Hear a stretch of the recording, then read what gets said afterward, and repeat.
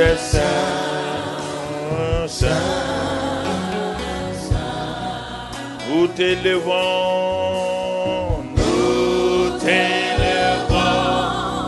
éternel des armées. Tu es saint, saint. Nous t'adorons,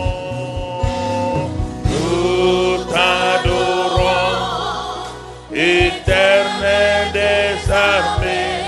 Tu es saint.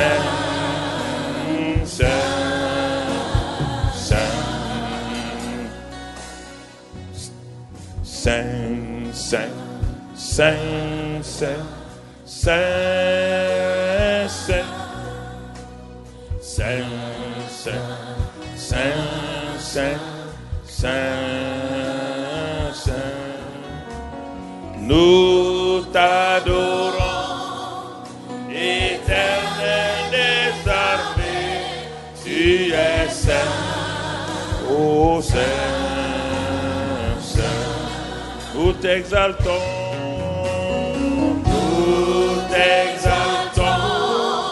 éternel des armées. Tu es saint, saint, saint. Nous t'élevons,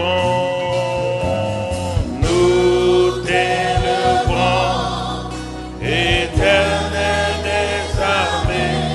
Tu es saint. Nous t'élevons,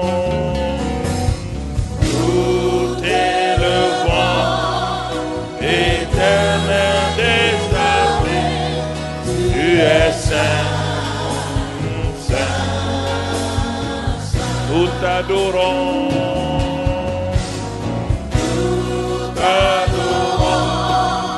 éternel des armées. Tu es saint. Nous t'élevons,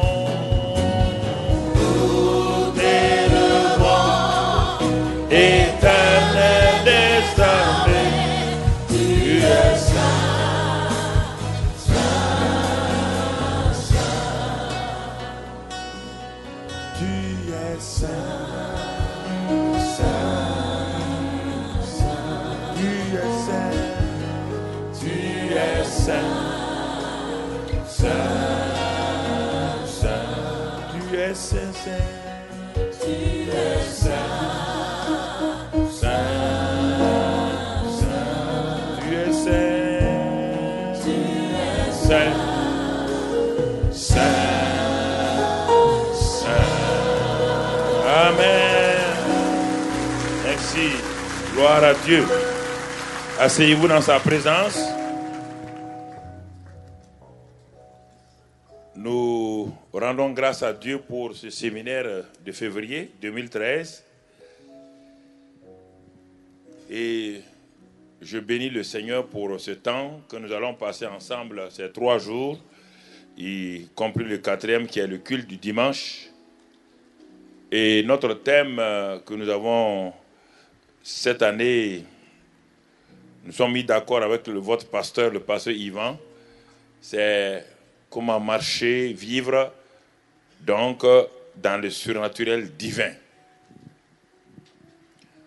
Vous savez, quand on parle de ces choses, en particulier en Europe, il y a comme une déconnexion dans certains milieux et le christianisme a été rendu simplement une religion naturelle.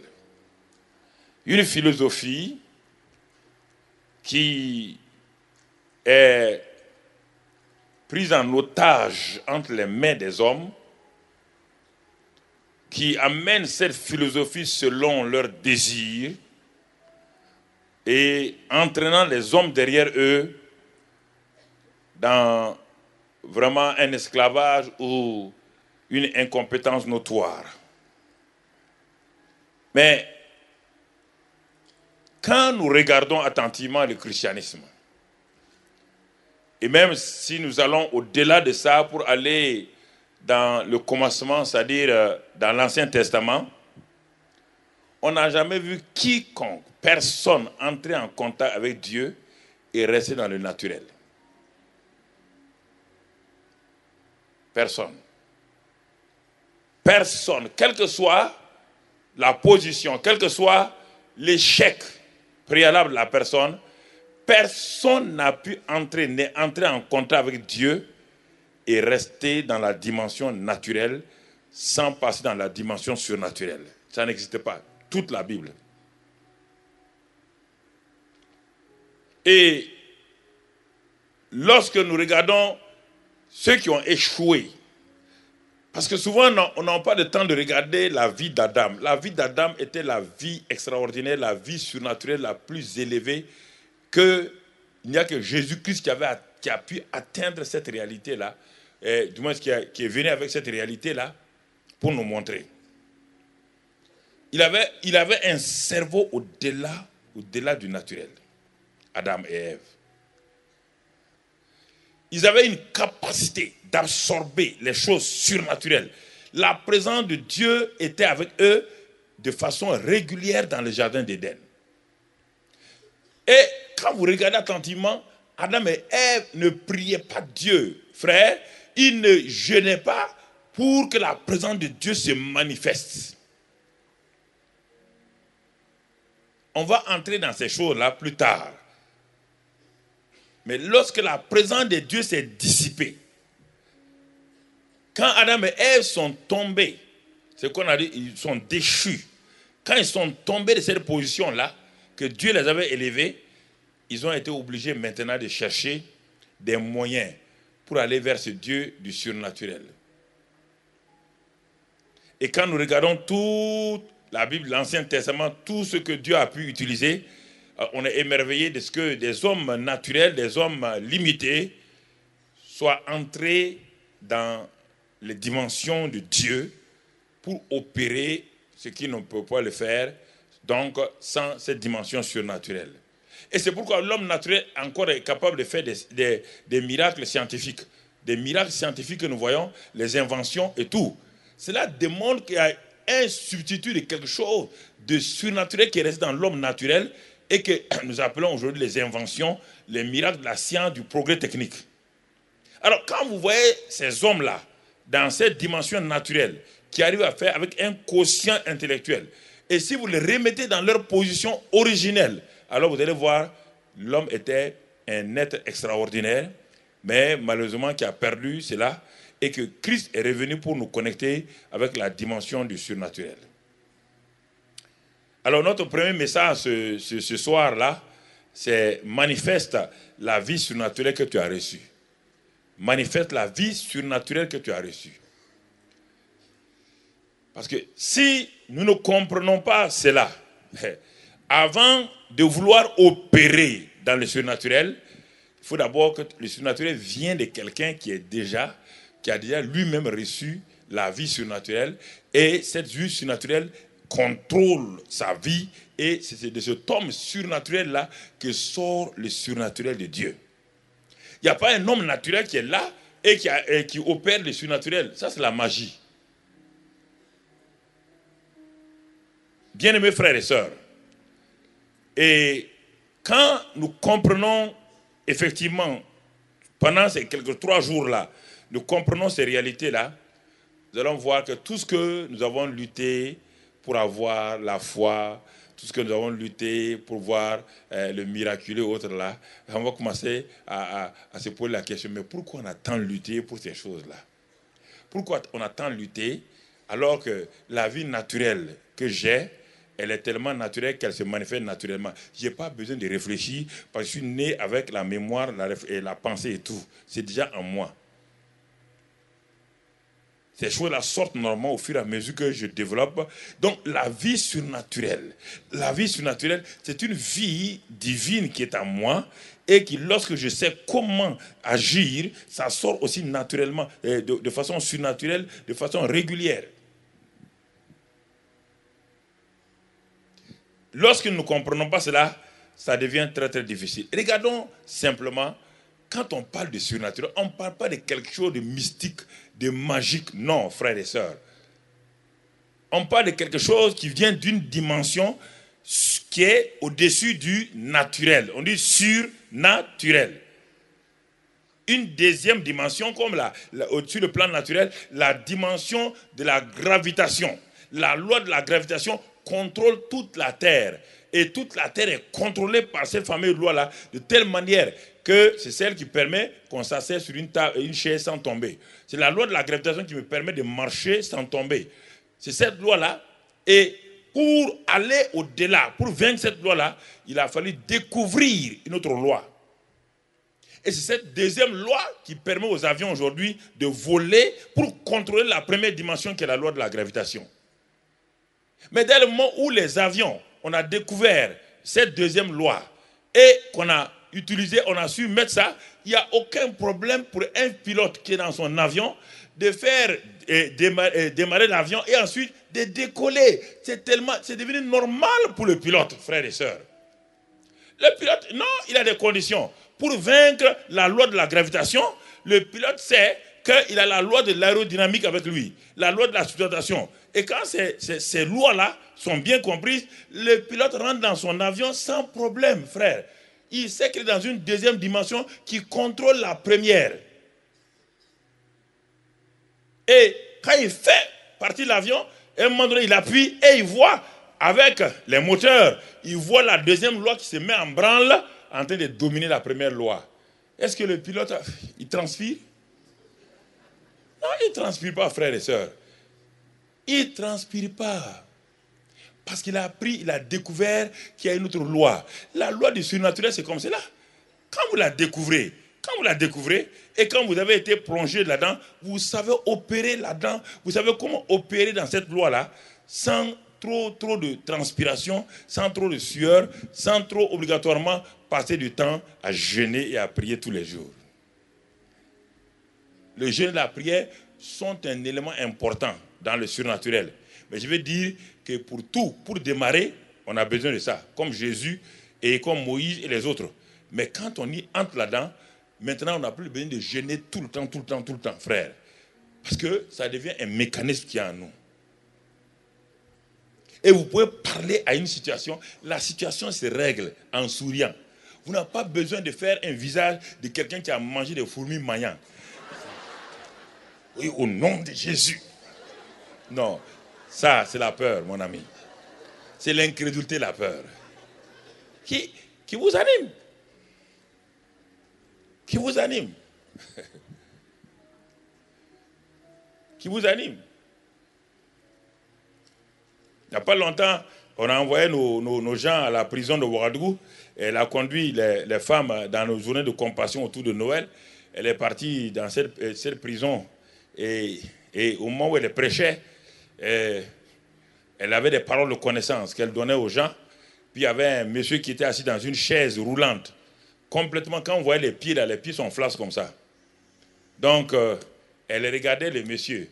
Et le Seigneur lui dit, mais il faut qu'elle prie pour ce paralytique qui se lève. Bon, elle a fait semblant comme si elle ne voyait pas. C'est comme cela au départ.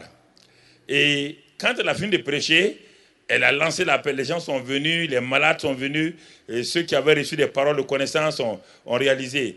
Mais au moment où elle donnait le dos pour partir avec le groupe de femmes, avant qu'elle sache, le paralytique est venu avec son chariot. Et il dit, hé, madame, maman, il faut prier pour moi. Et quand elle s'est retournée, elle a regardé, d'abord, c'est ça que les gens... Elle a regardé naturellement les pieds de cet homme-là.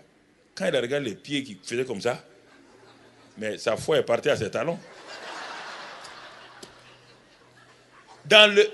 Pour opérer dans le surnaturel, évitez vos 5 sens. Si vous laissez vos 5 sens vous réduisent tout de suite à l'incrédulité. Mais l'homme a insisté. En ce moment, elle s'est reprise. Tout de suite, elle s'est reprise. Elle a donc posé les mains sur les genoux de l'homme. Elle a posé tout. Elle a dit, au nom de Christ Jésus, maintenant, lève-toi et marche. Alors, mon frère, ma soeur, ça a été un réveil dans la prison de Ouagadougou. Quand l'homme s'est levé, il a marché. Et l'homme aujourd'hui, il est sans son chariot et tout. Toute la prison, le régisseur de la prison, tout dit, mais ça c'est un grand miracle. Vous savez, et Cette année, nous avons proclamé l'année des percées surnaturelles. Chaque année, on donne un nom à l'année. Cette année, notre année 2013, c'est l'année des percées surnaturelles. On vient de terminer nos 40 jours de prière et tout. Et les témoignages que nous avons entendus, ceux qui ont, pendant ces 40 jours-là, les miracles au niveau des chrétiens, des personnes âgées et tout, parce qu'on a dit 40 jours, 40 percées surnaturelles. Quand on vient chaque jour, on prie. Chaque jour, l'église vient, on prie. Soit parfois 3 fois, le matin, de bonne heure, 5 heures, ensuite à 13 heures, ensuite à 18h45. Alors, chaque jour, on proclame les percées, les miracles. À la fin, nous avons arrêté le 9 février pour faire la grande célébration. La grande célébration, j'ai prié pour 2000 ou 3000 personnes individuellement. J'ai au moins 2000, 3000 personnes debout pendant je les ai au moins individuellement pour qu'ils partent avec le surnaturel de Dieu, la puissance de Dieu, pour aller opérer dans nos villages, dans nos villes et nos quartiers. Mais on a entendu, on a vu des témoignages, des jeunes filles, on a vu des mamans, on a vu des gens éduqués, non éduqués, mais qui ont vu la puissance, la manifestation de la puissance de Dieu. Mon frère, ma soeur, ça c'est une chose qui devrait être la norme du christianisme. C'est la norme du christianisme. Ne croyez pas que c'est en Afrique, hein? Je vois vos visages là. Ne croyez pas que c'est en Afrique? Non. Est-ce que la loi de la gravitation marche en France ou pas? Ou bien, pour vaincre la loi de la gravitation, il faut une autre loi? Il y a une loi française qui peut vaincre ça? Il y a une seule loi. La seconde loi, c'est la loi de la subtentation ou la loi de l'aérodynamique. Elle est valable partout. Elle est valable partout. Les lois de la Bible sont des lois universelles. Elle n'a rien à voir avec votre niveau intellectuel. Non. Elle a à voir simplement avec votre connaissance de Dieu, votre relation avec Dieu, votre foi en Dieu, et ensuite votre confiance que vous êtes éligible à ces choses-là. Maintenant, si vous ne croyez pas ça, frères et sœurs, que vous soyez en Europe, que vous soyez en Afrique, ça ne marchera pas. Ah, les gens disent, mais c'est parce qu'il n'y a pas des hôpitaux en Afrique qui a des guérisons. C'est une insulte à Jésus. C'est une insulte à Jésus. Donc, vous voulez dire que parce qu'il n'y a pas d'hôpitaux en Israël que Jésus guérissait les malades. C'est une insulte qu'on ne doit jamais accepter. Si quelqu'un vous dit ça en Europe ici, si vous êtes africain, dites-lui, hey, mon ami, calme-toi. Hein.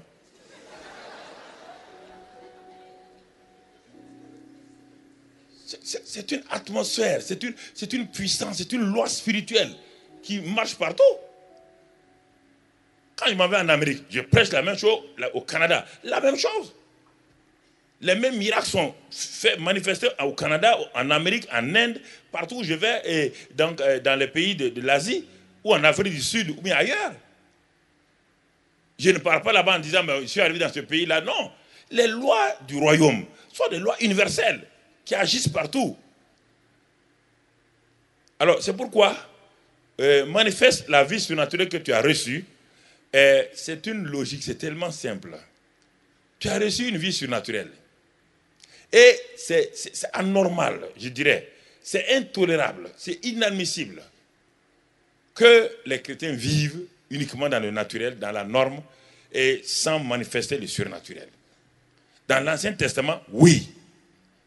Il y avait 3 catégories de gens dans l'Ancien Testament, les sacrificateurs, les prophètes et les rois. Mais dans le Nouveau Testament, la norme, celui le surnaturel est normal pour nous, frères et sœurs. C'est normal. Il n'y a rien d'exceptionnel dans le surnaturel dans le Nouveau Testament. Alors, regardons d'abord pourquoi on parle de surnaturel. Parce que le Dieu, ouvrons dans le livre de Psaume 66, verset 3, le surnaturel est manifesté par un Dieu dont on parle ici, verset 3, il est écrit, dites à Dieu que tes œuvres sont redoutables. À cause de la grandeur de ta force, ou dans d'autres Bibles, de ta puissance, tes ennemis te flattent. À cause de la puissance de ta force, tes ennemis te flattent. Tes ennemis te flattent, tes ennemis. Pourquoi? Il dit, dites à Dieu, tes œuvres sont redoutables. Quand nous lisons la Bible, nous ne laissons pas le Saint-Esprit nous parler. Dieu, tes œuvres sont redoutables à cause de la grandeur de ta force ou de ta puissance. Tes ennemis te flattent. Tes ennemis s'arrêtent et te flattent.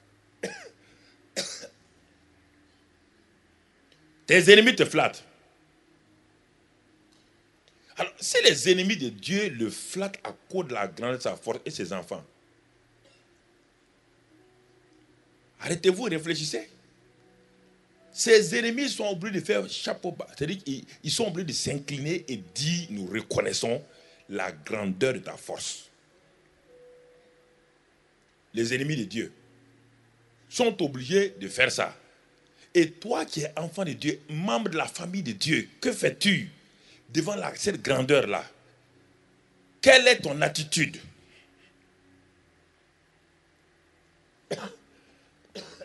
Quelle est ton attitude? Réfléchis. Les ennemis de Dieu, eux, ils le flattent. Parce qu'à cause de la grandeur de ta force. Et toi, tu es dans cette maison-là, tu es fils, tu es fille de ce Dieu-là. Quand on dit, on parle de Dieu ici, je parle de Dieu en tant que Père, en tant que Fils, en tant que Saint-Esprit. Le Père est puissant, le Fils est puissant, le Saint-Esprit est puissant. On parle de ce Dieu-là, c'est de lui qu'on parle. On ne parle pas du Père, seulement on parle des trois, le Père, le Fils et le Saint-Esprit. Et maintenant, regardons, allons lire dans 1 Corinthiens 4, verset 20. Ce Dieu a amené un royaume sur la terre par son Fils. Et regardons ce royaume-là. Quelle est la caractéristique de ce royaume-là?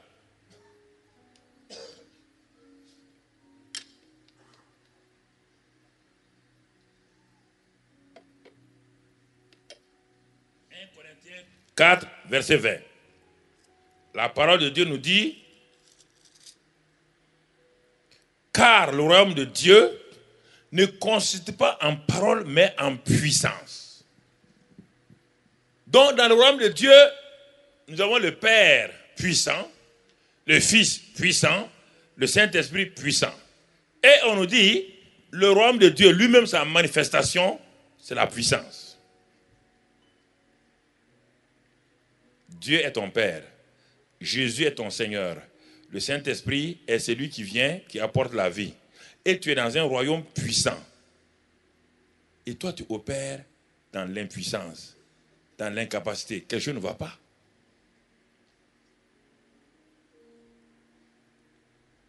Le royaume de Dieu est puissant. Le royaume de Dieu est venu pour manifester. Jésus dit aux pharisiens, si vous dites que le royaume est manifesté par le démon, il dit non, mais si c'est par le doigt de Dieu ou l'esprit de Dieu ou la puissance de Dieu que je chasse les démons, donc le royaume des cieux est là. Le royaume des cieux est là. Le royaume des cieux ne peut pas passer, il n'est pas neutre. Il ne peut pas être neutre, frère. On n'est pas dans un royaume neutre. Là où il est, là où il se présente, alors tout de suite, l'atmosphère change. L'environnement change. Quelque chose se passe.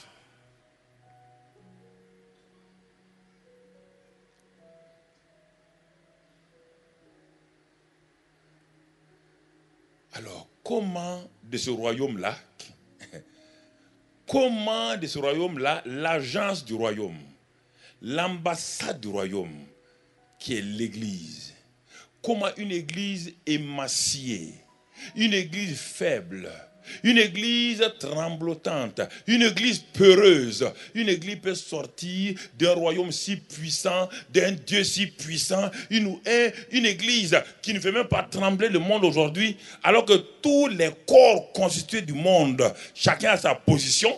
Les corps constitués des artistes ont leur puissance, les corps constitués des hommes d'affaires ont leur puissance, et le corps constitué de Jésus-Christ, l'agence du royaume, est négligée parce qu'elle a perdu sa capacité, sa puissance, elle n'opère plus et les gens ne la craignent plus, ce qui veut dire que ce n'est pas normal.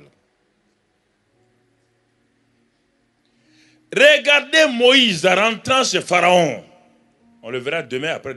Regardez le rentrant chez Pharaon. Regardez le rentrant chez Pharaon avec un simple bâton. Moïse, qui connaît toute la puissance de frappe de Pharaon. Il y a les chars, il y a les épées, il y a tous les arcs et les flèches. Il faut être insensé. Tenir un simple bâton. Entrer dans le palais du roi le plus puissant de l'époque et penser que vous allez sortir vivant. Alors que une seule garde peut vous couper la tête. Moïse est rentré là-bas pendant tant de mois et il sort. Personne ne peut le toucher. Une seule personne accompagne son frère. Il rentre, il sort. Je vais vous faire réfléchir un peu. Écoutez, regardez David. Derrière un ours est plus fort que 10 hommes. Un lion, au moins 12 hommes. Regardez David. Ce lion qui prend sa brebis.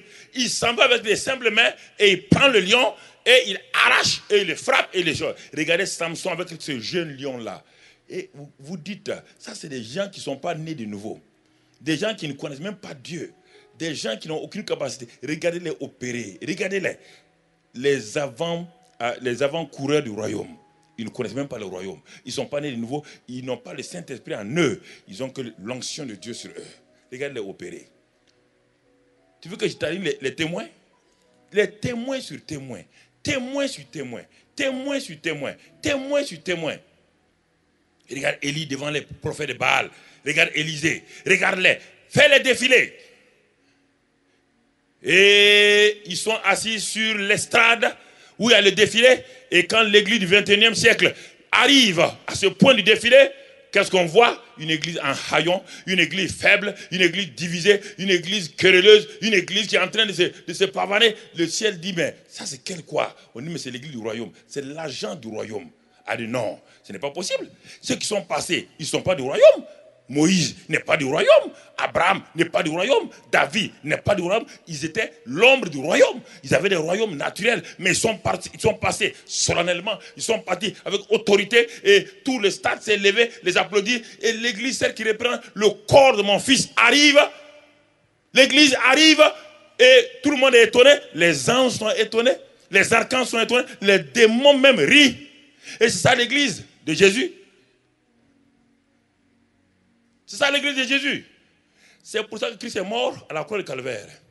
C'est pour ça, hein. C'est pour une église fille faible, émaciée. Une église peureuse qui se cache derrière les buissons. Quand les démons sortent un peu leur tête. Une église qui est en train de fuir. Une église qui est pauvre. Au lieu que des hommes d'affaires se lèvent, des femmes d'affaires se lèvent, parmi les plus riches. Non, ils tiennent la queue.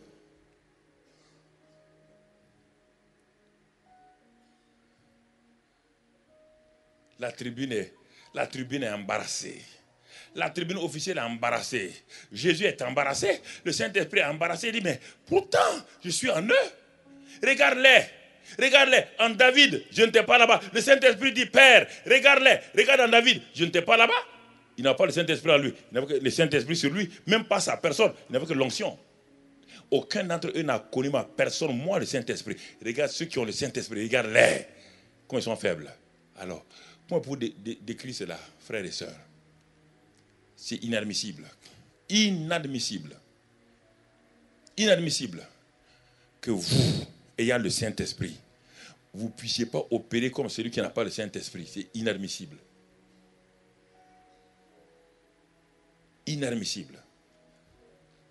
Et il a parlé. Voici les miracles qui vous accompagneront. Il dit, vous accompagneront. Les miracles doivent m'accompagner. Il dit, vous ferez les mêmes choses que j'ai faites. Réfléchissez, regardez. L'église. L'agence que Dieu attendait. Dieu a attendu ça combien d'années? 4000 ans. Enfin, le corps de Christ va venir. Les gens ont défilé avec leurs défauts. Les Abraham ont défilé avec leurs défauts. Les David avec leurs défauts. Les Moïse avec leurs défauts. Tous sont passés. Les Élie, Élisée avec leurs défauts. Toute l'église, les Jérémie sont passés. Dieu dit, l'église arrive. L'église triomphante arrive. Et la chorale, ce n'est plus l'orchestre des hommes qui se lève. C'est la chorale des saints anges qui se lève pour accueillir l'église de Christ. Quand il y a des défilés, même des défilés humains. Quand les gens qui sont les légionnaires arrivent, ce n'est plus le même orchestre et le même groupe qui chante. On met un autre orchestre parce que leur marche est éloquente. Les anges se lèvent, disent Papa bon Dieu. Maintenant, le corps de Christ arrive et les anges se lèvent et l'archange Michel prend, il dit maintenant jouez. Et on voit une église qui est divisée, qui arrive, en train de se bagarrer. Ils sont en train de passer. Ils ne regardent même pas là où les gens sont assis. Mais Dieu dit, mais ça c'est quoi ça? Qu'est-ce qui passe? Vous dites, c'est l'église de Christ. L'église de qui? Non, laquelle? Mais ceux qui sont passés avant là, oui, ça c'était la première église. Ça c'est les pierres. Ah oui, ils sont passés. Vous voyez comment on les a applaudis? Deuxième génération, les Paul. Ah, vous avez vu les Timothée. Vous avez vu, tous les pères de l'église sont passés. On dit l'église du 21e siècle arrive. L'église du 21e siècle arrive avec des cravates, avec des sacs, avec tout, mais incapable, impuissante.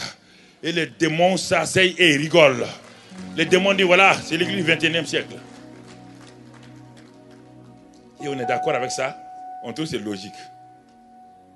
On trouve que c'est logique. C'est logique. Frère, je parle comme cela pour essayer que vous puissiez voir, parce que l'église, que vous puissiez comprendre. Et c'est pourquoi Dieu est étonné. Dieu nous dit, Dieu lance un cri dans le psaume 82.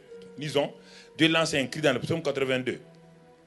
Il lance un cri, c'est pour l'église. Il lance ce cri-là, le psaume 82, versets 6 et 7. Dieu lance un grand cri, un cri amer. Et qu'est-ce qu'il dit? J'avais dit. J'avais dit. Dieu dit, j'avais dit. Vous êtes des dieux. Vous êtes tous des fils du Très-Haut. Il sait que s'il n'ajoute pas, vous êtes des fils du Très-Haut. Je ne lâcherai pas ça. Je ne lâche pas l'affaire. Je ne cède pas. Je me battrai. On va voir les 5 conditions pour prendre possession de l'héritage. Il dit ensuite, ta corbeille et ta huche seront bénies. Cette parole fait référence à la suffisance matérielle. C'est-à-dire que tu ne connaîtras pas le manque. C'est l'héritage de la dimension ou l'héritage de la suffisance. Tu seras béni à ton arrivée, tu seras béni à ton départ. Ça fait référence. Le pasteur Mohamed a parlé de la grâce de finir ce qu'on a commencé. Je rajoute, je crois, parce que moi c'est ça que j'ai reçu, c'est l'héritage de la protection permanente. Partout où tu vas, le sceau de la main du Seigneur est sur toi, dans tes départs, dans tes arrivées. Ensuite, l'Éternel te donnera la victoire sur tes ennemis qui s'élèveront contre toi. Ils sortiront contre toi par un seul chemin et ils s'enfuiront devant toi par 7 chemins. C'est l'héritage où tu possèdes la porte de tes ennemis. Tout ce qui t'intimidait, tout ce qui t'oppressait, tout ce qui te bloquait, tout ce qui te combattait, tout ce qui te retenait hier, soudainement, à un certain niveau de ta marche avec Dieu, pas au commencement, mais à un certain moment de ta marche avec Dieu, doit céder. Cependant, vous mourrez, vous tombez, vous échouez, vous pleurez, vous lamentez. Cependant, pourtant j'avais dit. Dieu se parle à lui-même. J'avais dit. J'avais prêté serment, j'avais juré. Mais cependant, regarde-les comme un prince quelconque. Un prince quelconque.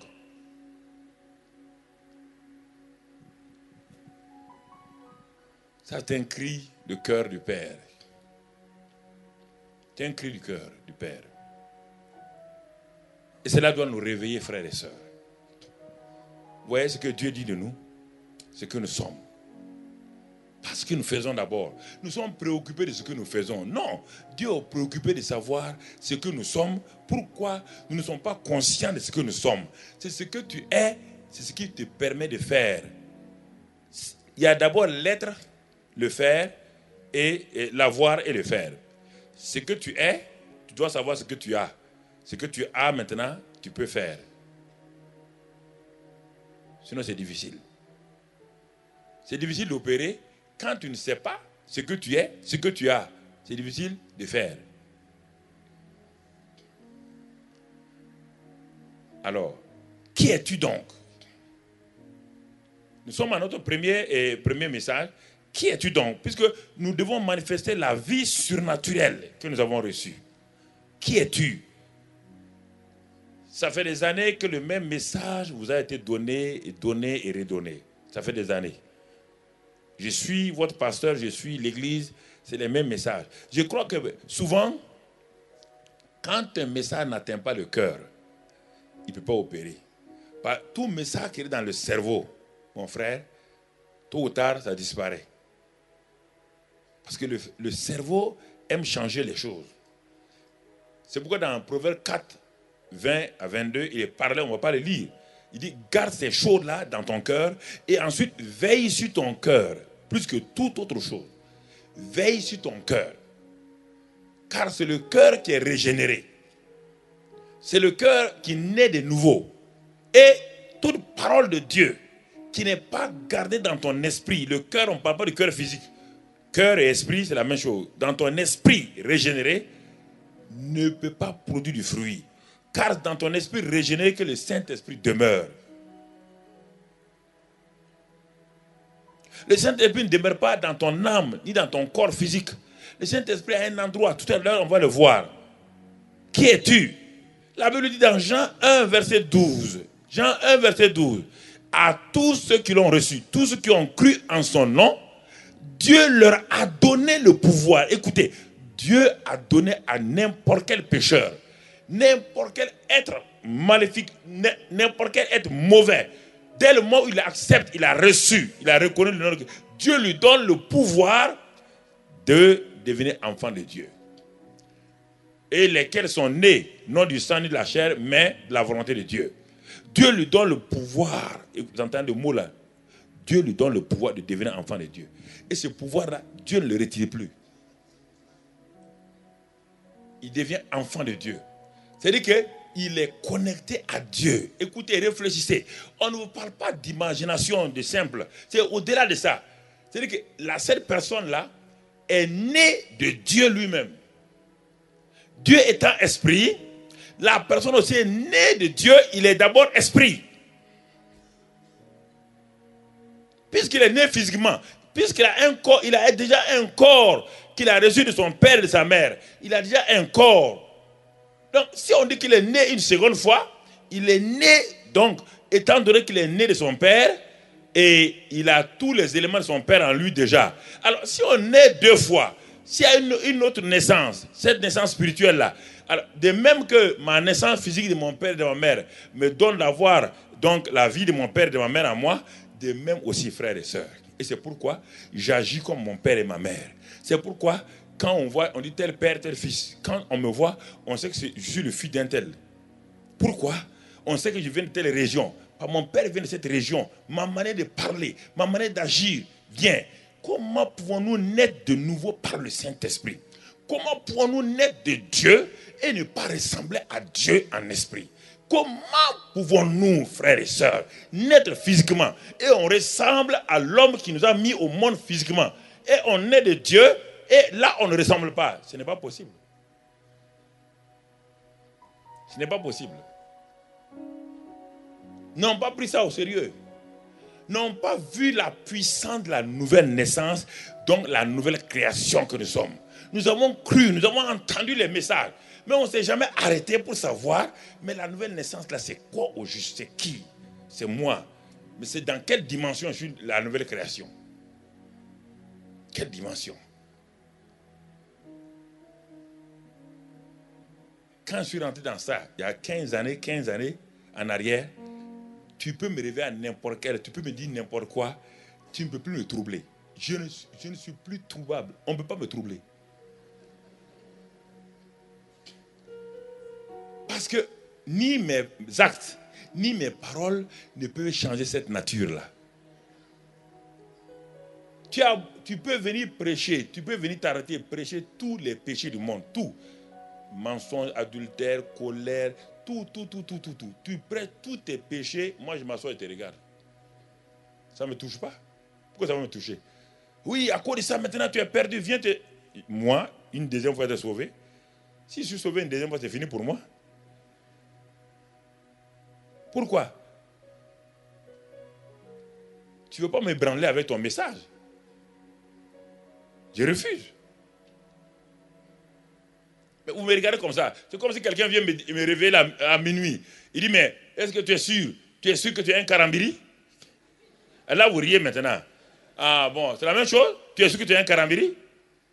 Tu es sûr? Est-ce que je vais lui répondre?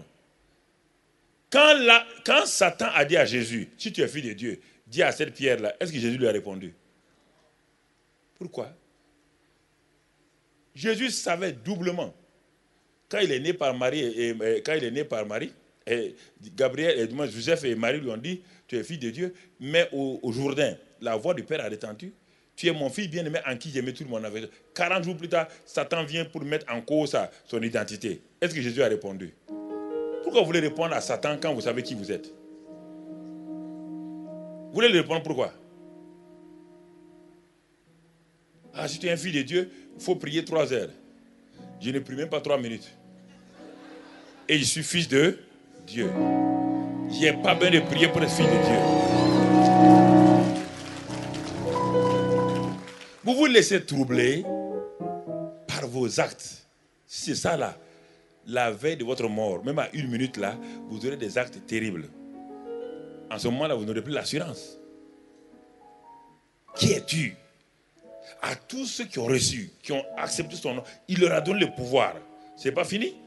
Romains 8,16 nous parle. Il y a beaucoup de choses.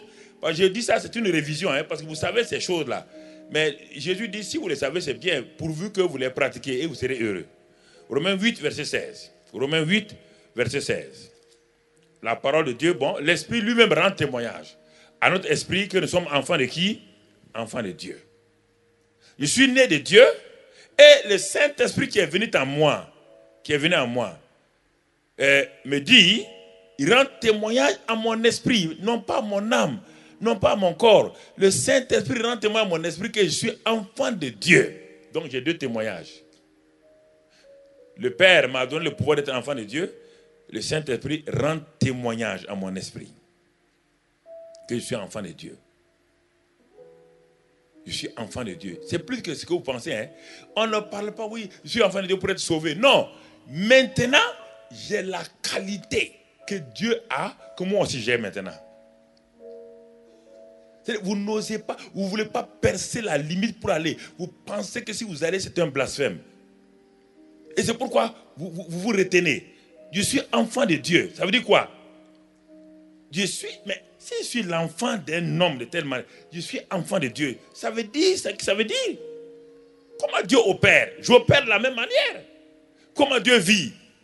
Dieu est esprit. Je suis esprit. Dieu est saint. Je suis saint.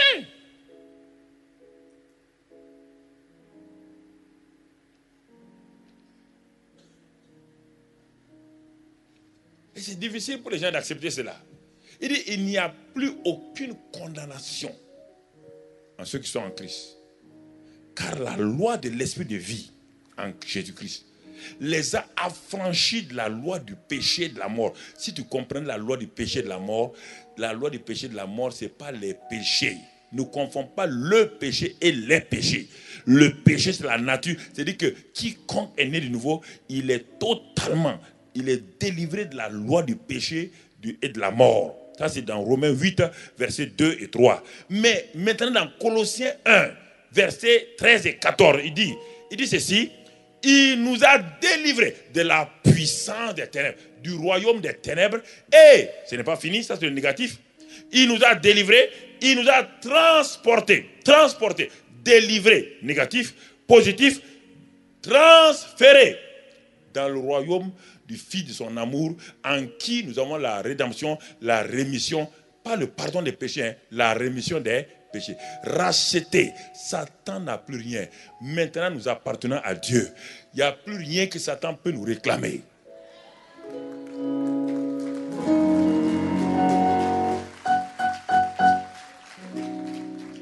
Je ne sais pas. Voici un monsieur, je donne un exemple terre à terre qui n'est pas parfait, mais qui pour te permettre de comprendre. Voici un monsieur qui a une voiture. Tu t'en vas acheter la voiture. Et quand tu as acheté la voiture, vous faites tous les papiers. Est-ce que demain, il peut venir dire sa voiture? Il peut venir te dire ça? Tu appartenais à Satan, j'appartenais à Satan. Dieu, en payant le prix par Christ, Dieu nous a rachetés totalement et nous a transférés. Comment veux-tu que Satan vienne te dire que tu appartiens à lui encore? Comment il va le dire? Comment? Par quel moyen?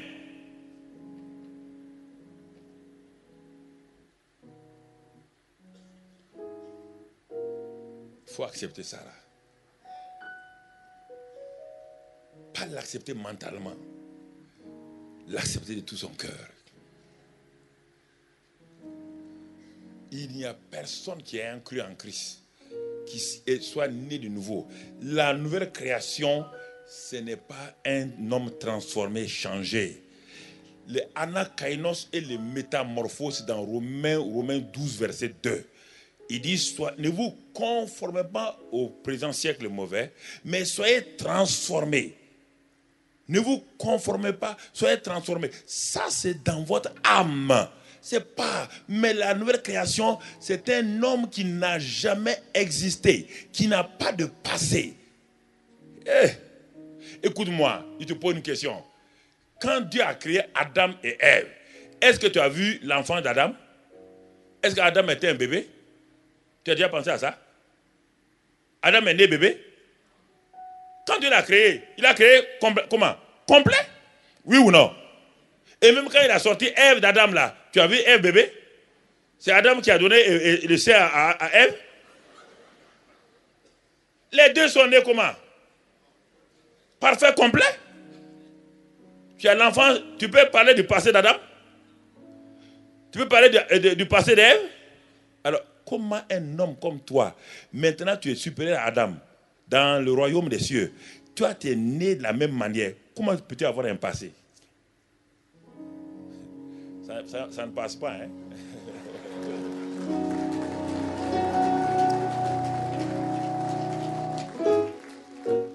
On ne parle pas de ton corps ni de ton âme. Je parle de ton esprit.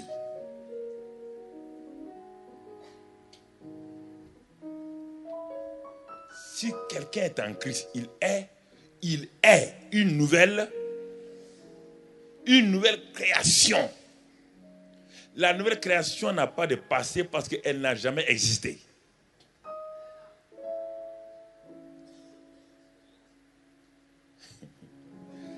Elle n'a jamais existé. Ce n'est pas fini. La nouvelle création, à quelle dimension? Pierre nous le dit. Pierre dit dans 2 Pierre 1, verset 3 et 4, Pierre dit, il dit que sa divine puissance nous a donné. Et il faut peser. Dieu est un poids lourd. Quand vous lisez sa parole, la parole de Dieu est un poids lourd. Il faut peser. Sa divine puissance nous a donné tout ce qui contribue à la vie et à la piété. La vie, c'est la vie surnaturelle, c'est Zoé, et piété, attachement à Dieu. Celui qui n'a pas la vie de Dieu ne peut pas s'attacher à Dieu. Sa divine, Dieu n'a pas utilisé son intelligence, il a utilisé sa divine puissance pour nous donner tout ce qui contribue à la vie et à la piété. Et Pierre continue. Il dit au moyen de quoi? Continue. De la connaissance. C'est la connaissance de celui, qui t'a sauvé là. Cette connaissance-là, ça qui te permet d'être en connexion avec la vie divine. Et qui nous a appelés par sa propre gloire et sa vertu. Continuons, mon frère. Lesquelles gloire et vertu nous assurent de sa part les plus grandes et plus précieuses promesses afin, la fin du verset, que par elles, vous deveniez participants de la nature divine. C'est quand vous êtes participants de cette nature divine-là que la suite du verset a un sens. La suite du verset dit quoi? Vous allez fuir la corruption qui existe. Vous ne pouvez pas fuir la corruption qui existe. Vous avez beau jeûner et prier, vous allez mentir. Vous allez mentir, vous allez continuer à tromper, escroquer les gens. Non, parce que vous ne savez pas que la nature divine ne vous permet même pas de vivre dans la corruption encore. C'est-à-dire que vous méprisez ce que Dieu a fait et vous voulez écouter ce que les hommes vous disent de faire. C'est pourquoi vous avez des problèmes.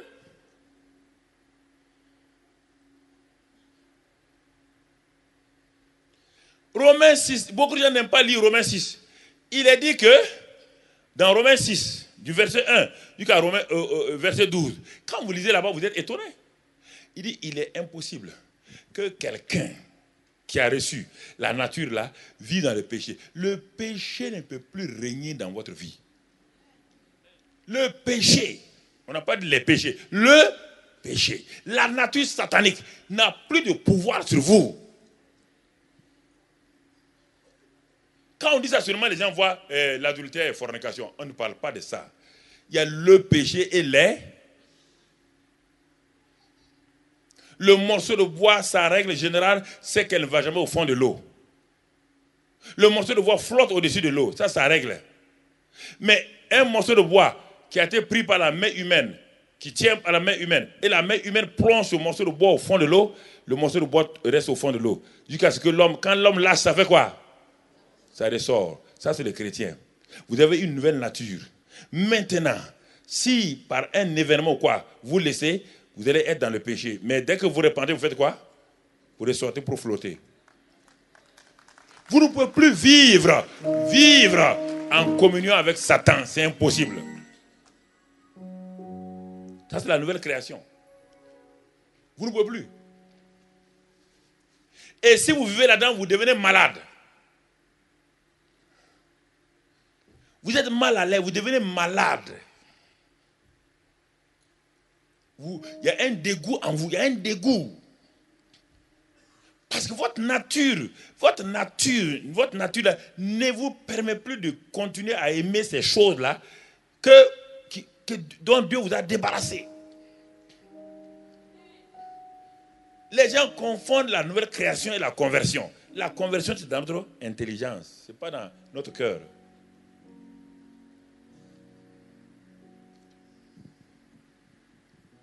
Ça, c'est ce que nous sommes. Et à partir de là maintenant, Dieu me dit, pour ne pas trop nous retenir longtemps ce soir, Dieu me dit, si tu sais ça, si tu sais qui tu es, si tu sais, il dit maintenant, vois ce que je vais faire de toi. Et c'est pourquoi dans 2 Corinthiens 5, 17, il continue, il dit, que tout cela vient de Dieu qui nous a établis, qui nous a réconciliés nous-mêmes avec lui, par la mort de Christ et tout. Et il dit, dans 2 Corinthiens 5, 18, 19, 20, il dit, vous êtes établis maintenant comme ambassadeurs. Vous êtes établis ambassadeurs. Si vous regardez les ambassadeurs de ce monde-là déjà, ce sont des gens, frères, qui sont dans une classe exceptionnelle. Les ambassadeurs de ce monde-là, ils ont l'immunité diplomatique. Ils représentent leur pays dans un autre pays. Et ils s'en vont avec l'autorité du chef de l'État. Ils ont l'autorité. On ne peut pas les toucher. La police du pays ne peut pas les toucher. On ne peut pas les arrêter, les mettre en prison, mon frère. Ça, c'est ce que les hommes ont copié sur Dieu. Dieu nous dit à vous et à moi que dans le royaume des cieux, là, nous sommes ambassadeurs du royaume des cieux sur la terre. C'est pourquoi il dit, vous êtes dans le monde, mais vous n'êtes pas du monde. Vous êtes dans le monde pour me représenter, pour être mon ambassadeur. Ça veut dire que automatiquement, je vous ai donné l'immunité. Je vous ai donné tout ce dont vous avez besoin. Je pourvois vos besoins. Mais pourquoi tant de chrétiens ne marchent pas, ne vivent pas comme des ambassadeurs? Un ambassadeur, un vrai ambassadeur d'un bon pays ne manque de rien. Et quand il parle toujours, il ne parle jamais en disant « je ». Parce qu'il a tout le pays derrière lui. Il dit « voici la position de mon pays ». C'est parce que, frères et sœurs, tu n'es pas conscient de cela que tu oses dire parfois « je ».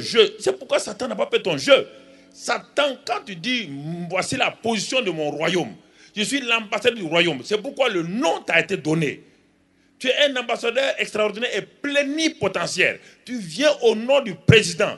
On ne peut pas t'arrêter. Si tu es conscient que tu es l'ambassadeur du royaume, et le nom qui prévaut dans le royaume, c'est le nom de Jésus. Quand tu dis ça, le nom de Jésus, frère, on le verra demain ou après-demain, le nom de Jésus, ce n'est pas la fin d'une phrase pour dire, Seigneur, bénis-moi, donne-moi un enfant, donne-moi des Coca-Cola au nom de Jésus.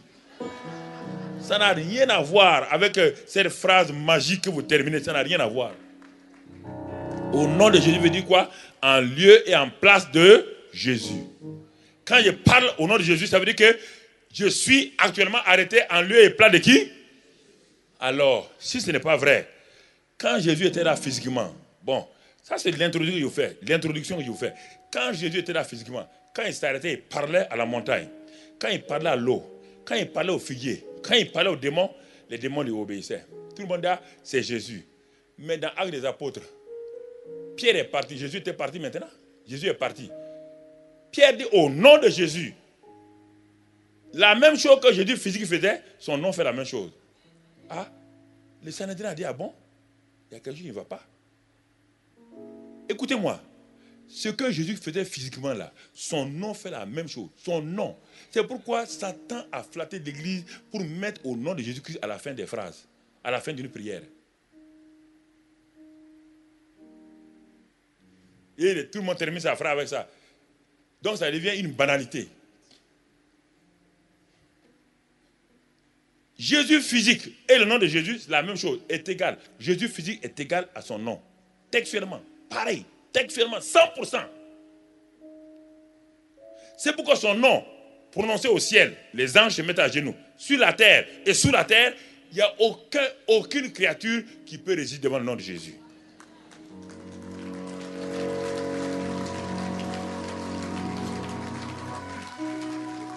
Mais regarde dans l'Acte des Apôtres, Jésus n'était plus là.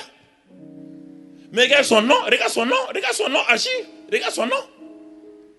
Les Paul même qui menaçaient, qui persécutaient les chrétiens, quand ils ont su le nom de Jésus, regardez comment ils ont évolué le nom de Jésus. Toi, tu dis 10 fois, 15 fois le nom de Jésus, rien ne se passe. Ça veut dire que tu n'es même pas conscient, que tu ne crois pas. Tu vas dire le nom de Jésus, puis rien ne se passe, et tu continues à répéter ça.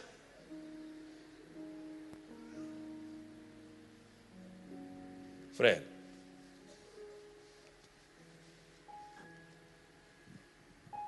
ambassadeur, regarde le premier ambassadeur de Jésus-Christ. Pierre a résumé le ministère de Jésus-Christ, l'ambassadeur, dans Acte 10, 38. Et ce résumé de Pierre dans Acte 10, 38 est égal à résumer ta propre vie, textuellement. Puis Jésus a dit que moi je suis venu simplement vous montrer. Jésus n'a pas besoin de venir sur terre si ce n'était pas pour nous montrer comment on doit faire. Il n'a pas besoin. Il est venu pour faire quoi? Il n'est pas pécheur, il ne pêche pas rien. Il est venu sur la terre pour toi et moi. Pas autre chose. Nous sauver et nous montrer comment on doit servir Dieu. Il n'est pas venu pour se sauver. Pierre résume son en disant Acte 10, 38. Pierre dit, regardez comment Dieu a oint. Vous savez comment Dieu a oint du Saint-Esprit et du Saint-Esprit de force. C'est Jésus. C'est Jésus. On n'a pas dit, c'est Dieu, hein. On ne peut pas oindre Dieu. C'est Jésus. Dieu a oint du Saint-Esprit et de force Jésus de Nazareth. C'était un habitant, quelqu'un qui vient d'un village appelé Nazareth. Dieu l'a oint du Saint-Esprit de force. Et pour faire quoi? Et il allait de lieu en lieu. De lieu en lieu. Faisant quoi? Faisant du bien et délivrant tout ce qui était sous l'empire du diable, car Dieu était avec lui. Enlève simplement Jésus et mets ton nom là-bas. Tu vas voir ce texte. Si ce verset ne correspond pas à ta vie, ça veut dire que tu es anormal. Il n'y a pas plus que ce que ici, ni moins. Dieu a oint du Saint-Esprit et de force. François, Madeleine, pour aller de lieu en lieu, pour faire du bien et délivrer ceux qui sont sous l'empire du diable, car Dieu est avec toi. Est-ce qu'il y a quelque chose d'extraordinaire dans ça? Il y a quelque chose d'extraordinaire? Si ta vie ne correspond pas à ça, ça correspond à quoi? Dis-moi maintenant. Je comprends pourquoi tu as des problèmes. Si tu vis moins que ça là, comment tu vas opérer? Prends le verset, va t'asseoir et regarde ta vie. Tu es un homme comme lui. Lui, il est une nouvelle création par sa résurrection d'entre les morts. Il est dit qu'il est le premier-né d'entre les morts. Et pour opérer, il a été au moins du Saint-Esprit de force. Pour que toi aussi, il faut d'abord que tu deviennes enfant de Dieu. Pour que tu opères, il faut que tu sois au moins du Saint-Esprit de force. Qui? Un homme comme toi, comme moi? Pour quel but? Pour aller. Pas pour ouvrir une église. Le problème, non. Pour aller. Notre problème, nous ne voulons pas aller. Nous ne voulons pas aller. Nous voulons nous asseoir. Nous voulons nous contenter, faire des clubs. Nous voulons nous réjouir dans notre manière de faire. Nous sommes habitués à ça. Nous voulons combattre des démons qui n'existent pas. Pour aller où? De lieu en lieu. Ça veut dire que c'est pour tout le monde. Si on avait dit de Nazareth à Jérusalem, on dit, ah, comme moi je ne suis pas à Nazareth. Non, il dit de lieu en lieu. Paris, ce n'est pas un lieu.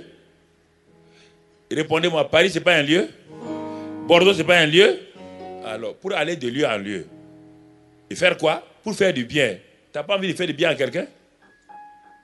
Ou bien, c'est Jésus seul qui doit faire du bien à quelqu'un?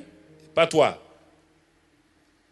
Et ensuite, délivrer. En faisant du bien, tu vas trouver des gens qui sont contrôlés par l'esprit. Il dit maintenant, au lieu de leur faire du bien, tu les fais quoi? Tu les délivres de l'emprise de qui? Du diable. Pourquoi?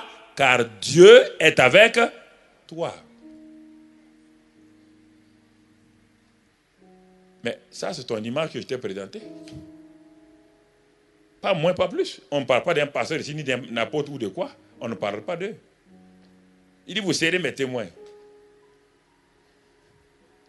Jésus a dit, vous serez mes témoins. Il n'a pas dit les pasteurs, les apôtres. Vous serez mes témoins. Dans la chambre au-dessus, les 120 disciples, contre les hommes, contre les disciples, les 12 disciples, moins un, moins Judas, mais qui a été remplacé par Matthias. Ça fait 12. Et contre-les avec les frères de Jésus, contre-les, sur les 120, il y avait plus de combien? Il y avait plus de 90 femmes dans la chambre haute. Si tu n'as jamais vérifié, vérifie. Il y a plus de 90 femmes. Les hommes ont disparu. Il y a 500 hommes qui ont pu voir Jésus-Christ quand il est ressuscité. Mais quand il est d'aller attendre là, regarde, c'est les 120. Mais est-ce que le Saint-Esprit est venu quand il est venu là? Est-ce que le Saint-Esprit a mis de côté les femmes?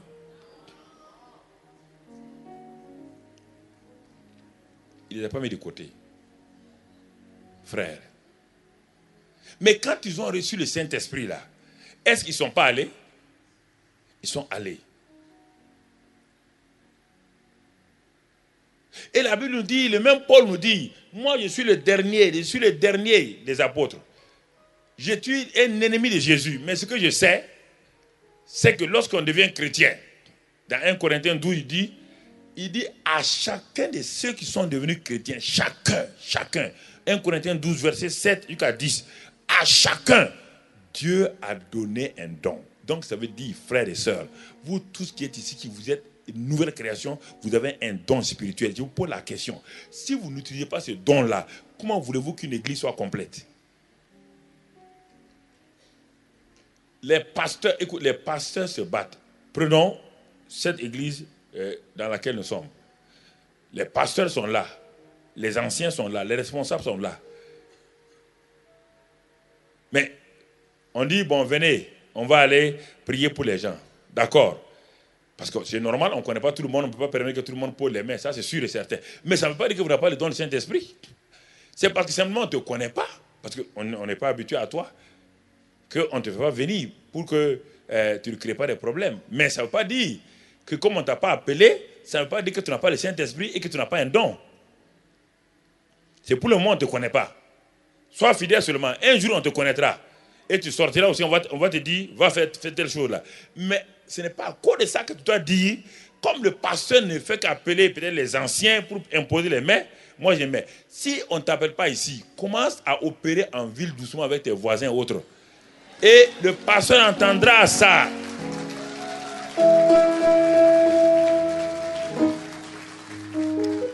Mais c'est ça que mon pasteur a fait. Moi j'étais converti. en juin 73, la même semaine, il nous a fait sortir. Il dit, tout le monde allait évangéliser, allait témoigner. Mais il a mis un ancien avec moi. Je ne sais pas comment témoigner. Donc j'écoute l'ancien. Heureusement qu'il était un bon ancien. Sinon, il allait dire des choses terribles. Là. Je l'écoutais pour voir ce qu'il disait aux gens. Il dit, moi, Christ vous aime. Il parlait. Je l'ai écouté. Il dit, ah bon, mais donc ça c'est fort. Et j'ai commencé à faire. Et j'ai commencé à avoir des résultats. Je me suis soumis aux anciens. Dans l'église, je ne priais pas pour les gens. Non, non, à l'église, je m'asseyais, je recevais.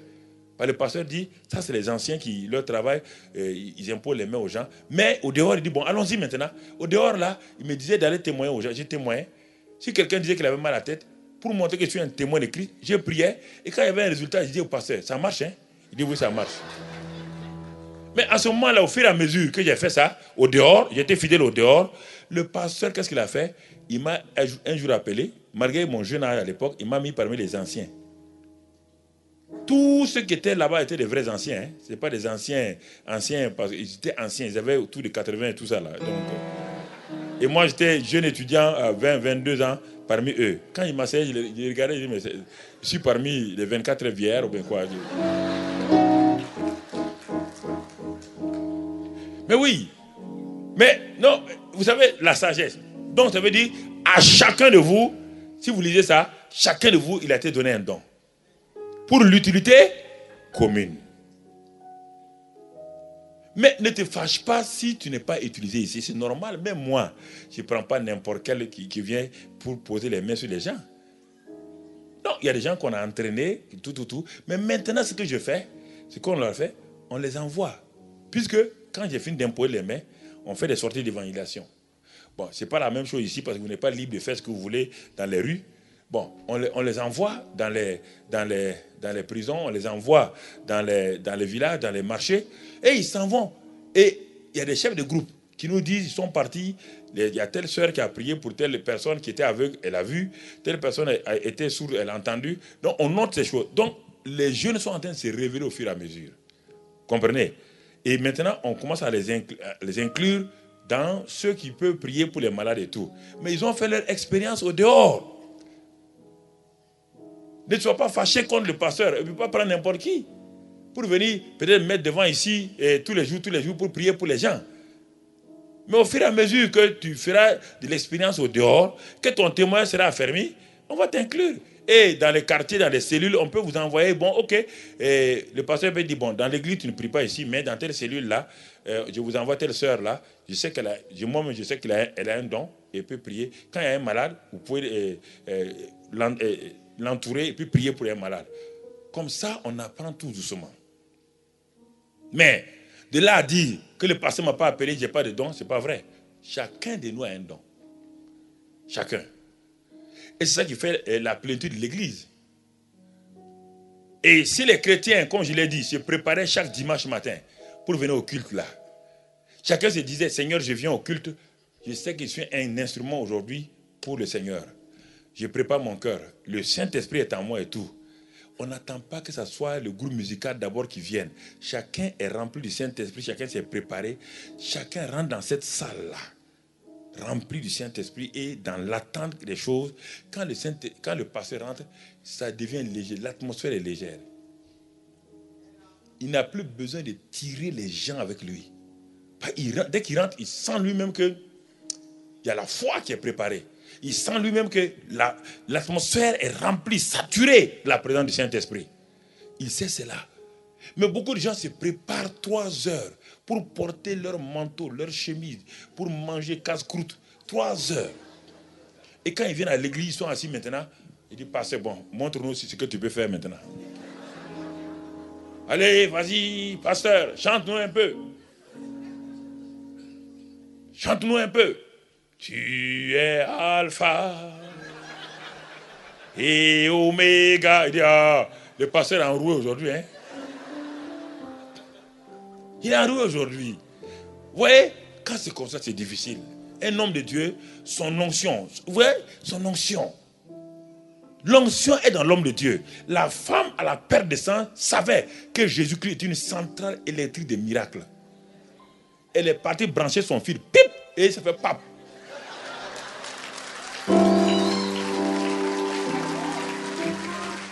elle savait que cet homme-là contient toute la puissance divine, oui ou non? Est-ce qu'elle a eu besoin de demander à quelqu'un? Elle est partie se brancher. Tout le monde peut se brancher. Il y a assez de prises dans le nom de Christ Jésus pour chacun de vous. Ce n'est pas multi-prises, hein? C'est millions de prises, milliards de prises. Branchez-vous, frères et sœurs. Vous devez savoir qui vous êtes. Il dit, acte 1, vous recevrez une puissance. Vous n'allez pas me dire que vous n'avez pas reçu de puissance. Ah, je ne sens pas. On ne sent pas la puissance. On reçoit, on l'accepte.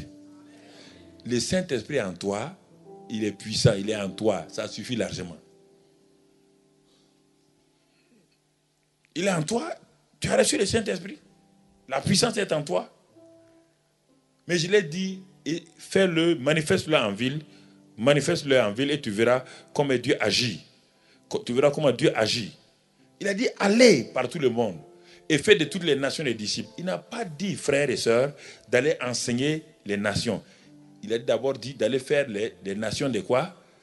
Allez-y démontrer aux nations que vous êtes soumis à moi. Allez-y montrer ma puissance, mon amour, ma gloire.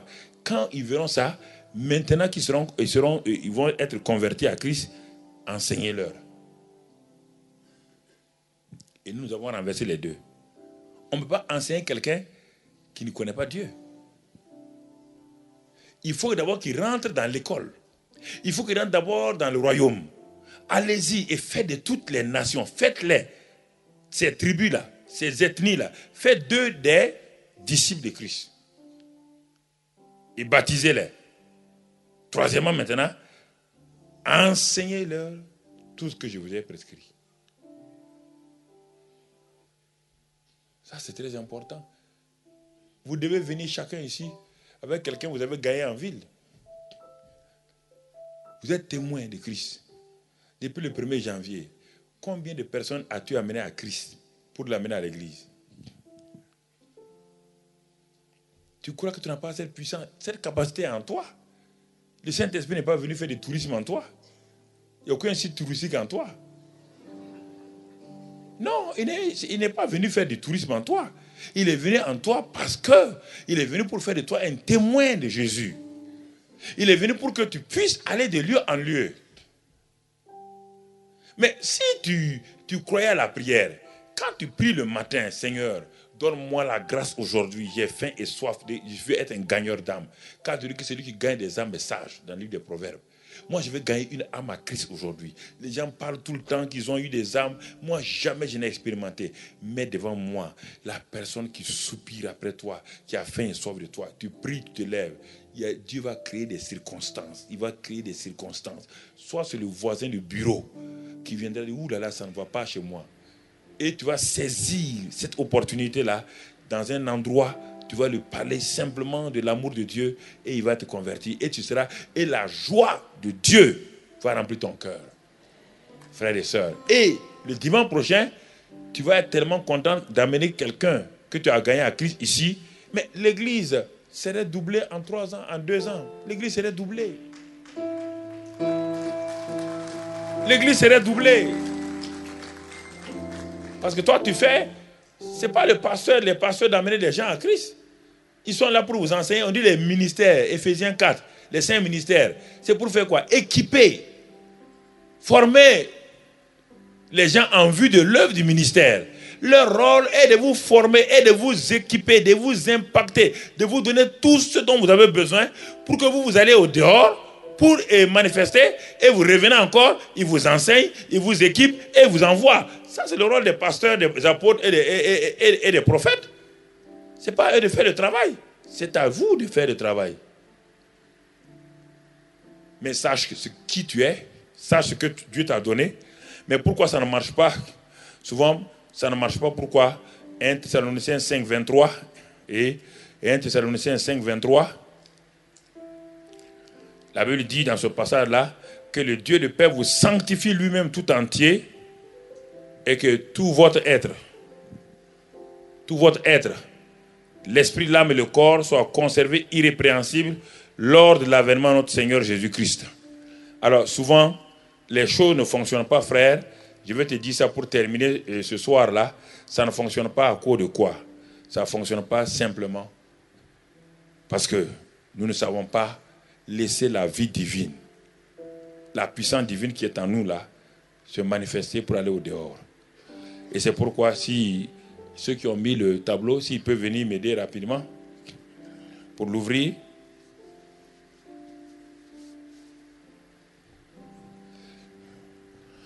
Peut-être en faisant bouger aussi ce... Je ne sais pas si ça... Vous avez le...